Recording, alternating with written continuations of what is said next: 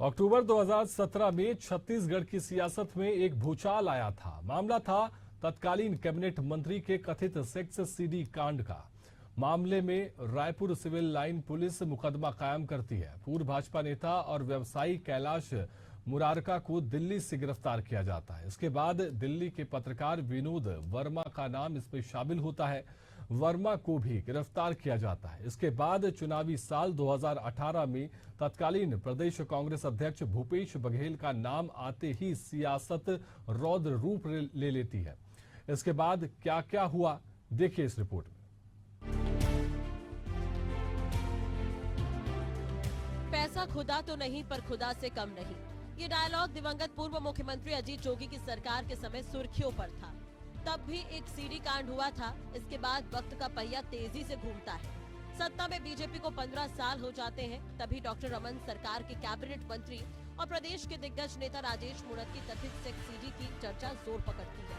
भाजपा इसके खिलाफ शिकायत दर्ज कराती है। तार दिल्ली से जुड़े होने की खबर के साथ पुलिस सबसे पहले कैलाश मुरारका को दिल्ली से दबोच लेती है। मामला यही नहीं थमता।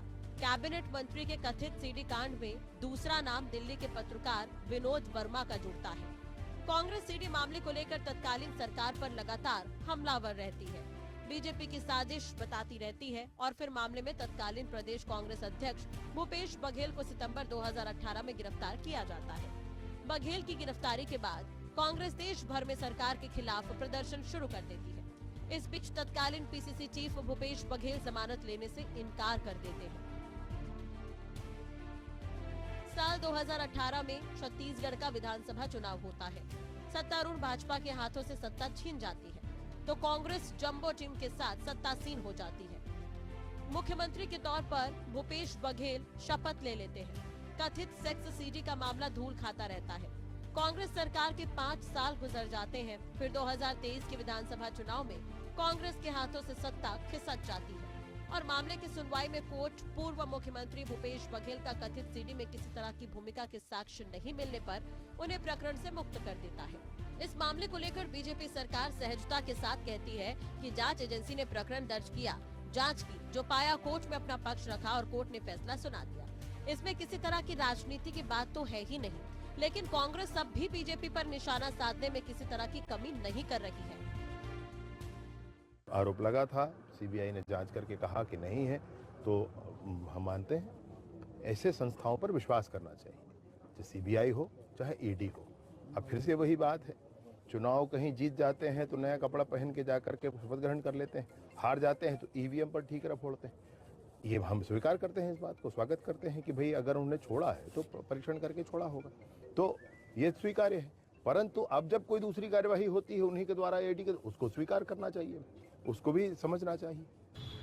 भारतीय जनता पार्टी की तत्कालीन केंद्र सरकार ने छत्तीसगढ़ के प्रदेश अध्यक्ष रहते हुए श्री भूपेश बघेल के खिलाफ फर्जी सीडी वाले मामले में सीबीआई से मुकदमा दर्ज करवाया था। आज सीबीआई की अदालत ने श्री भूपेश बघेल को इस मामले से डिस्चार्ज कर दिया गया है। उनके खिलाफ जितनी भी धाराएं लगाई थी, अदालत ने उन धाराओं को हटा दिया है और भूपेश बघेल जी के खिलाफ अदालत ने माना है कि मुकदमा नहीं चलाया जा सकता है, सारी धाराएं गलत थी।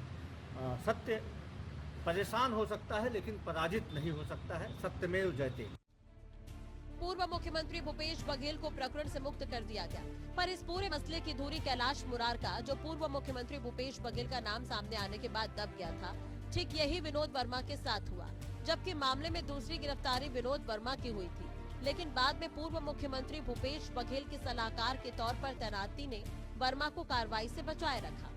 अब एक बार फिर सीडी कांड का जिन्न बाहर निकल आया है। कोर्ट ने कैलाश मुरारका, विनोद वर्मा, विजय पांड्या और खुदकुशी कर चुके रिंकू खनूजा के खिलाफ जांच जारी रखने का फैसला दिया है। आज सीबीआई स्पेशल जज साहब के न्यायालय में माननीय बघेल साहब के प्रकरण में सुनवाई डिस्चार्ज की एप्लीकेशन में सुनवाई हुई है। उनकी ओर से बताया गया कि उनको इस केस में पूर्णतः झूठा फंसाया गया है। उनके द्वारा ना तो सीडी बनाई गई, ना सीडी को यूज़ किया गया, ना ही किसी प्रकार की ऑफेंस उनके द्वारा कारित किया गया। तो डिस्चार्ज एप्लीकेशन बाद उनकी ओर से सुनवाई हुई है। अभी आर्गूमेंट चल रहे हैं, दूसरे मुलजमान के सीबीआई के आर्गूमेंट्स हो चुके हैं और इसके पश्चात कोर्ट के द्वारा आदेश पारित किया जाएगा। देखिए, छत्तीसगढ़ की राजनीति में खलबली मचा देने वाला एक ऐसा कथित सीडी कांड हुआ था छत्तीसगढ़ में पूर्व मंत्री के खिलाफ, और इसके बाद सीबीआई ने इस पर मामला दर्ज किया और चार्जशीट माननीय न्यायालय के समझ पेश किया था।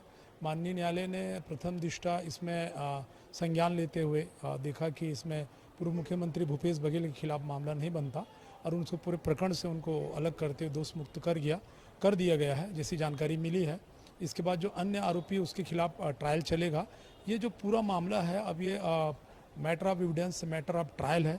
साक्ष्य जब चलेगा, माननीय न्यायालय के समझ जब विचारण होगा, इस दौरान इसमें क्या गलत है क्या सही है, वो सब दूध का दूध और पानी का पानी होगा।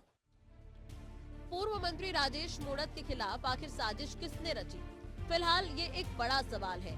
सीबीआई के नजरिए से पहला आरोपी कैलाश मुरारका ही था, जिसे दिल्ली से दबोचा गया था। क्या कैलाश मुरारका ही कथित सीडी कांड का मास्टरमाइंड है? क्या कैलाश मुरारका ने ही उगाही और ब्लैकमेलिंग के लिए पूरी पटकथा लिखी?